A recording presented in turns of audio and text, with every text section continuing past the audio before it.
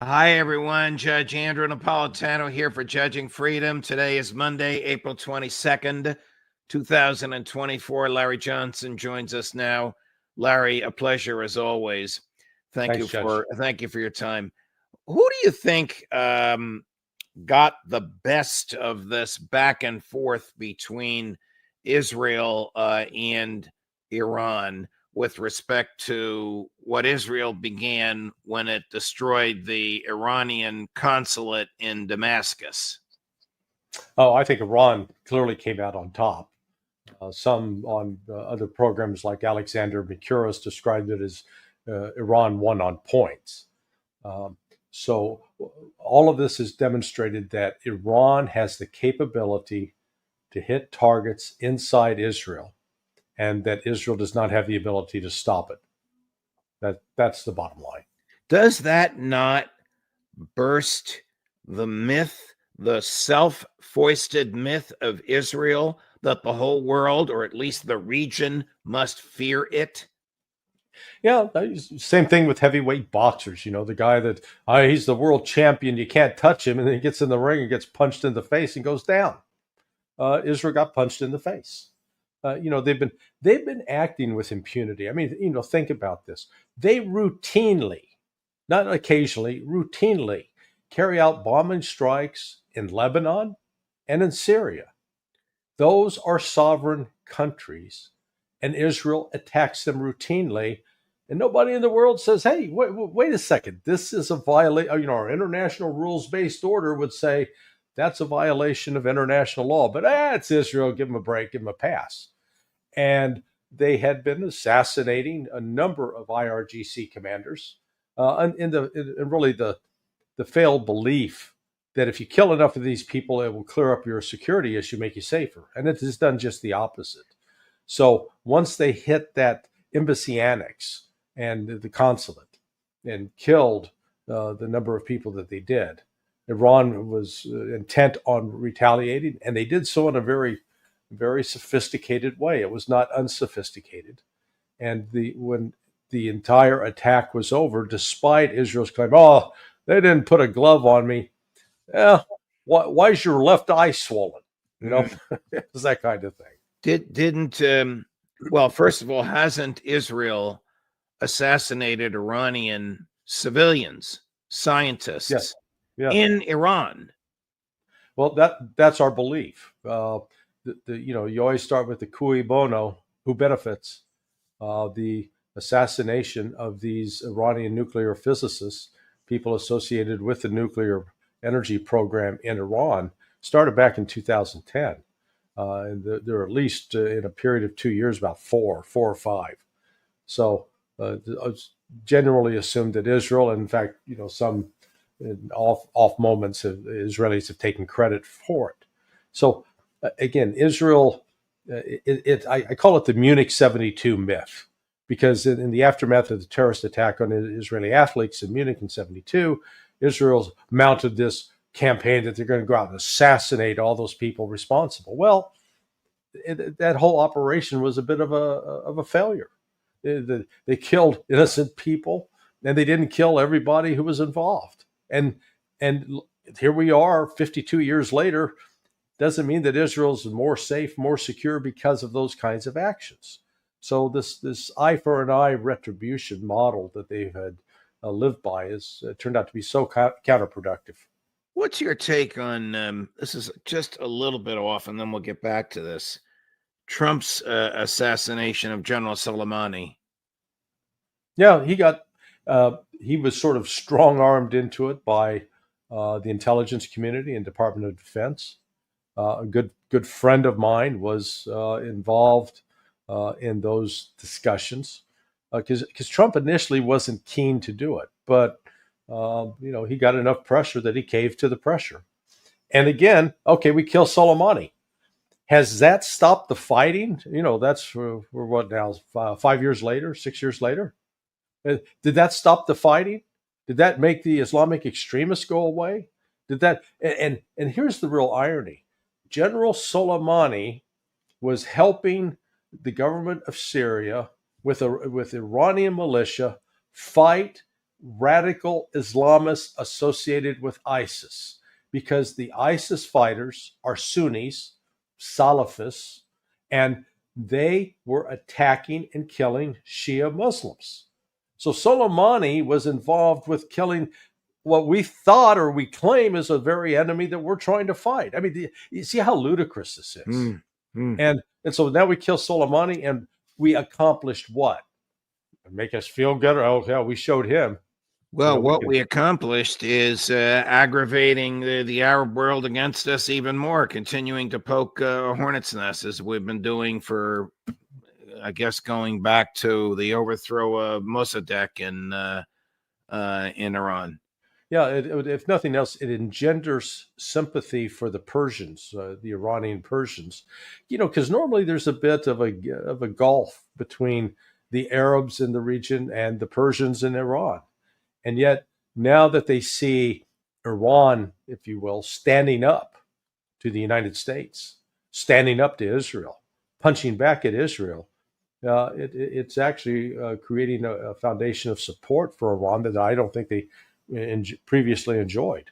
What was the purpose of the tepid, almost meaningless Israeli response to the Iranian assault on the Israeli air base and intelligence facility? It was Netanyahu trying to walk the line between satisfying all the pressure, particularly from the most extreme elements of his government, the Ben Gvirs and Smotrich and such, that we got to strike back. We have to hit Iran, hit them hard. If they would have had their way, they would have launched nuclear weapons that would have tried to decimate Tehran and other key military facilities throughout. But then there was the pressure from the United States, from Russia, from China, and basically telling Israel, "Don't you do this," because they recognized the peril that Iran was in a position. Iran really holds more trump cards than Israel in this regard. If nothing else, Iran's in a position, if sufficiently attacked, that it can shut down the Straits of Hormuz, which would completely disrupt the world economy, really create a problem for Joe Biden in the United States with the November elections on their far horizon. How well protected was the airfield, the Israeli airfield that the Iranians hit? Well, they didn't. Yeah, that's the thing. They didn't really hit it.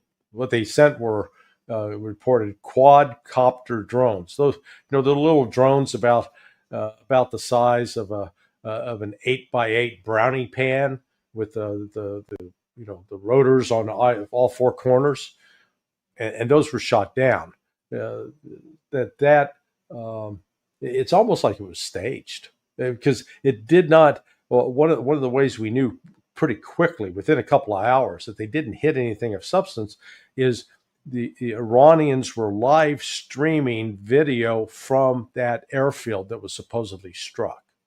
And it was not like a narrow camera; it was a wide angle. You could see from left to right horizon. So it was a very bizarre thing. And here's what was really so curious about it. Immediately is like they're bombing. Who was doing that? U.S. Department of Defense is putting it out there. CIA sources with their media, the CIA officers with their media sources putting it out there, and even some Israelis were confirming it. And then within like 12 hours, the Israelis said, "Nope, it wasn't us." They were denying it. And Smotrich, or again Ben Gvir, he put out a tweet on X saying, "Oh, this was lame." Oh man, he got blasted because they're not supposed to even acknowledge they did it. So it's really now Israel's trying to pretend that they didn't do it.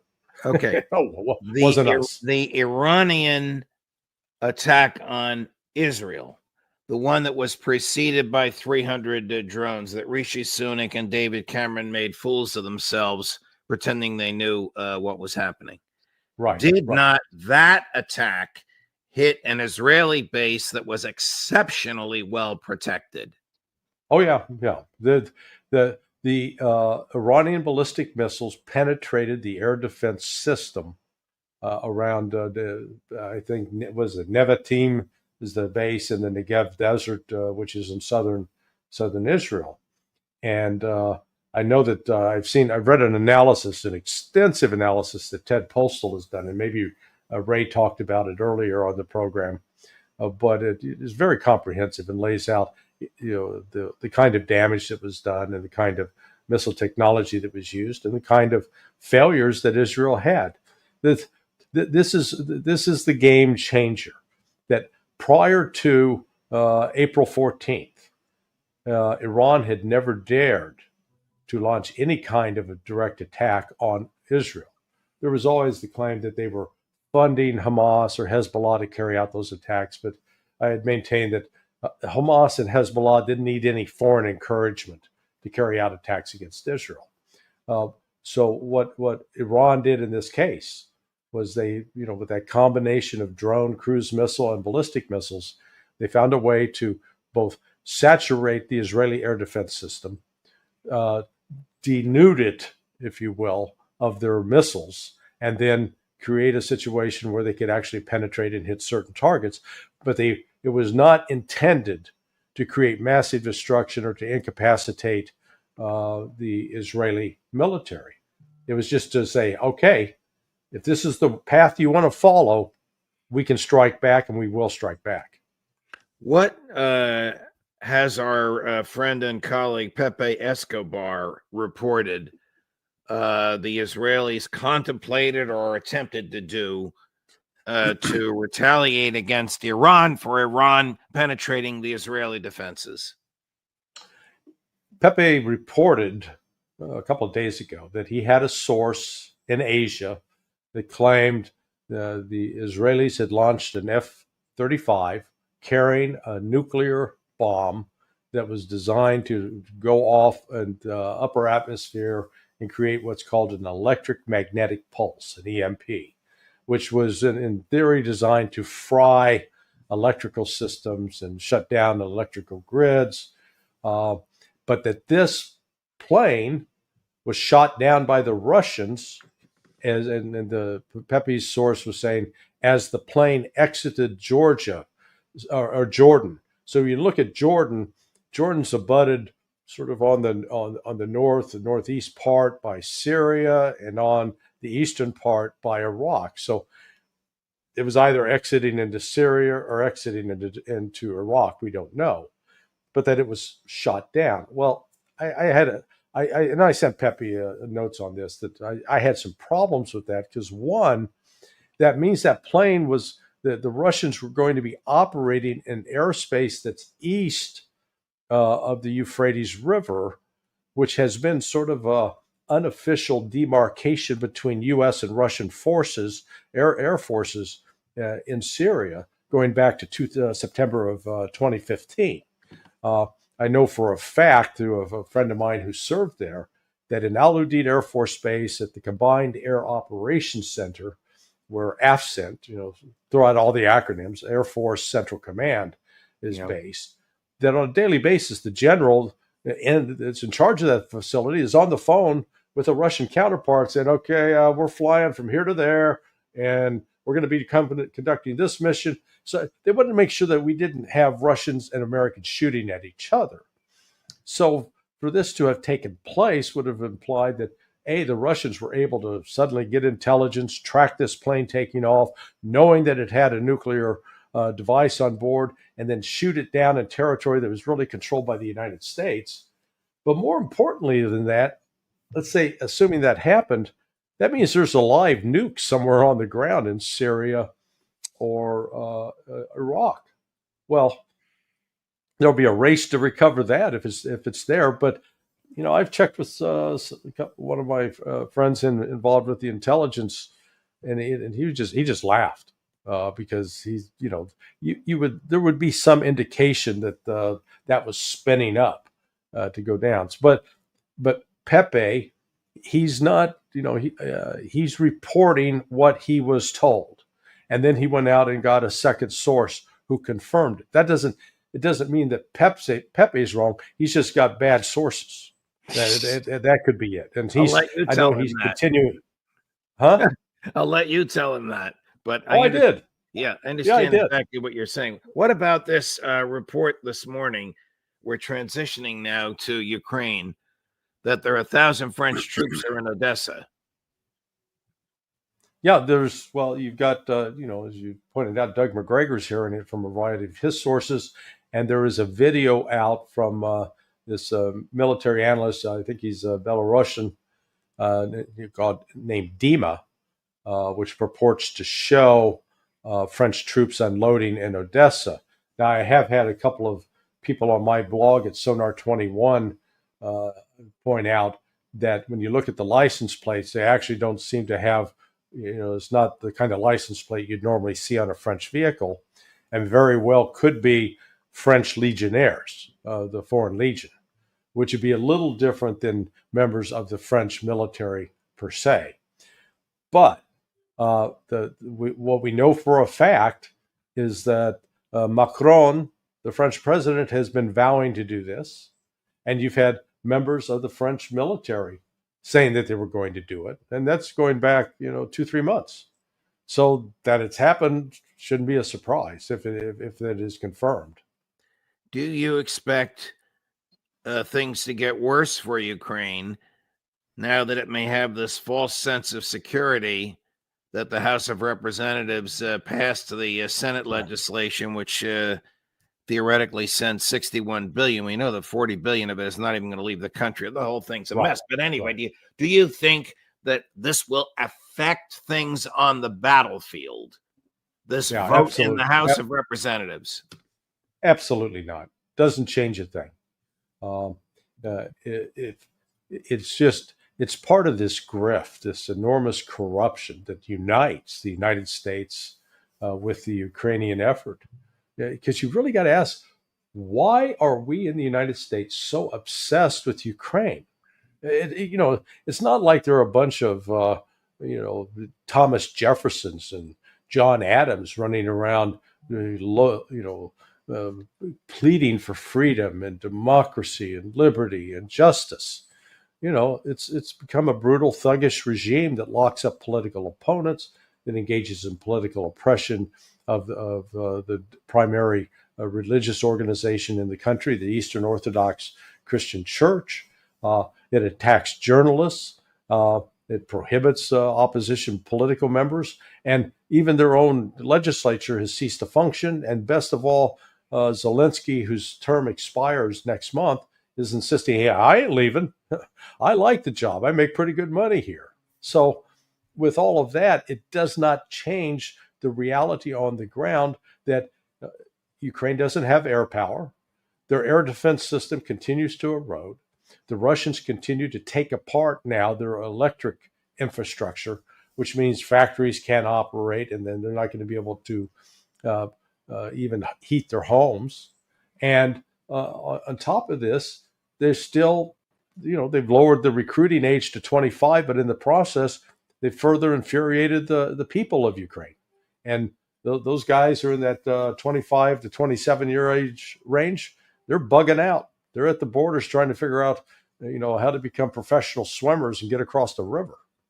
Let me show you the scene on the floor of the House of Representatives when that legislation passed. It's a reprehensible sight because it involves dozens and dozens, maybe hundreds, we couldn't even count, of members of the House of Representatives committing the federal offense of waving foreign flags on the floor of the House of Representatives. I missed it, but thank you. Okay. The House will be in order. The House will be in order. The chair would remind my colleagues to observe proper decorum. Flag waving on the floor is not appropriate. The House will be in order. Without objection, a motion to reconsider is laid on the table. For what purpose does the gentleman from Florida rise? I said no. The gentlewoman from Florida. Stand up. Put the damn flag. Okay. The gentlewoman is not recognized. Colleagues, no, I'm going to.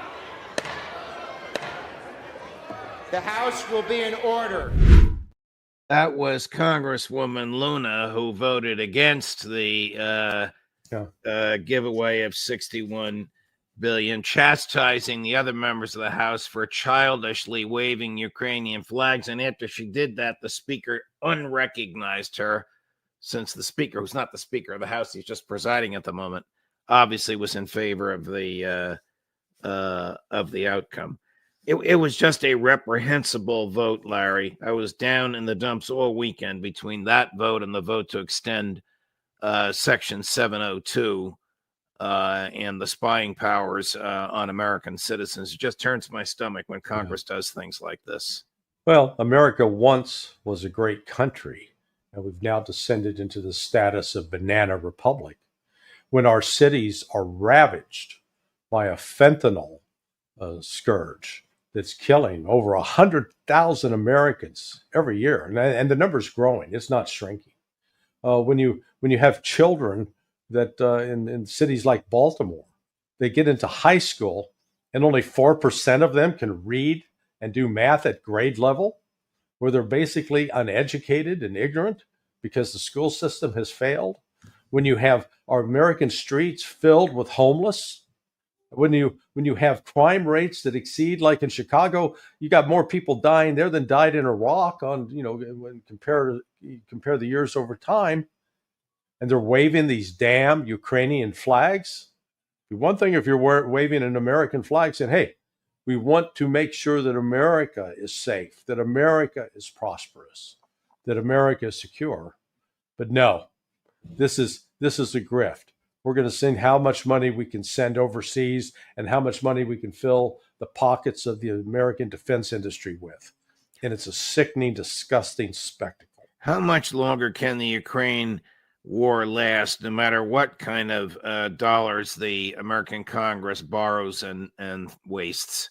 I think it'll be over by the end of this year at the latest. They can't sustain it because you got to have people out there that can fire the weapons and have some competence in conducting military operations. They don't have that. That's shrinking. The Russian strategy is one of attrition. And that's what so many in the West do not understand. I had a long discussion the other night with one of my high school buddies. And, in his mind, why aren't they going quicker? Why aren't they killing? Trying to explain it, said, hey, Don, look, they are treating and eviscerating the Ukrainian military, because their ultimate objective, when all of this is finished, is that Ukraine's not going to have a military power that can threaten Russia. Russia doesn't want that anymore, and they're going to make sure that there's a buffer zone so that NATO stays in its side of the fence and leaves Russia alone. Here's President Zelensky on Meet the Press yesterday being asked by the moderator, how long should the U.S. continue to support Ukraine? Cut number 2, Chris. How long should Americans be expected to fund the war in Ukraine? The Americans are not funding the war in Ukraine. They first and foremost protect freedom and democracy all over Europe. And Ukraine is fighting, and Ukraine is sending its best sons and daughters to the front line, and it reduces the price for all Europe, for all NATO. It reduces the price for everyone, including the US as the leaders in the NATO. US army now does not have to fight protecting NATO countries. Ukrainians are doing that. And it's only the ammo that the civilized world is providing. And I think it's a good decision. The temptation is to be sarcastic. I didn't know that Ukraine was defending the rest of NATO. I mean, this is just an absurd and repulsive response on his part. Yeah, Zelensky's now reminding me, I don't know if you saw that, there was a story last week, I think it came out of Brazil. Some woman took her father to a bank to apply for a loan. He was dead, but she had him propped up in the wheelchair and, was trying to get the deal done. That's Zelensky. He's got a propped up dead Ukraine, is trying to convince us, hey, this is a vibrant cause. This is really in your interest. We're saving you money here. Hey, you're not having to fight because we're doing the fighting, even though you're paying the bill. It's just absurd. He has been enabled by the West, because the West objective in this was to destroy Russia and to pick a fight with Russia. And the people, well, why would we do that? Because we want their oil, we want their gas, we want their gold, we want their uranium, we want their aluminum, we want their nickel. I'll go down the list. This is nothing more than piracy, if you will, on the part of the West. That was the intent.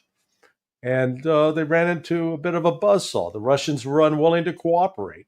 And now this entire Ukrainian adventure is blowing up in their face. Do you think I know she's gone. She's at Columbia University, which, by the way, is shut down as we speak in order to suppress students demonstrating support for the Palestinians. We'll talk about that with Jeff Sachs, who's there later today. But Victoria Nuland, do you think she and the neocons recognize the disaster they caused? Oh, heavens no. They take no responsibility for anything. They'll blame it on the Republicans for failing to provide funding sooner, for the lack of a backbone, as they view it, by Joe Biden for not sending F-16s right off the bat, for not providing the full panoply of American armament, putting that into Ukrainian hands from the outset. Because, again, they don't calculate and take into consideration that those kinds of provocative actions are going to elicit a response from the Russians that could escalate into a war that the United States is not prepared to fight, not equipped to fight, and would ultimately lose. I want to go back to Iran and Israel before we finish, Larry. Sure. What do you think Vladimir Putin, how do you think he views what's going on between Iran and Israel? I think he's trying to do his best to keep this from becoming an actual hotter war than what it is. I think something like almost 2 million of the Israelis are actually former Russian citizens, and some of them may even still be dual passport holders. Then with Iran, Russia and China have forged an actual, let's call it a military alliance with them. And because they see Iran as a key player in that region. And through the interventions of both Russia and China, they've helped bring peace between Iran and Saudi Arabia, where they were having a proxy war that was being waged in Yemen for at least 8 years. So I think behind the scenes, Putin is counseling the Iranians to be patient, to play their cards very smartly, and to assure them that Russia does have their back. Russia is not going to tell them one thing and then abandon them. That Russia sees it in its interest to help Iran resist American attempts to try to control the Middle East. Larry Johnson, a pleasure, my dear friend.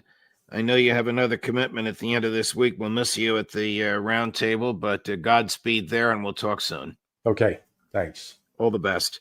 Coming up later today, Colonel Douglas McGregor at 2 o'clock Eastern, Professor Jeffrey Sachs at 3 o'clock Eastern, and a little before 4:30, Scott Ritter. Judge Napolitano for Judging Freedom.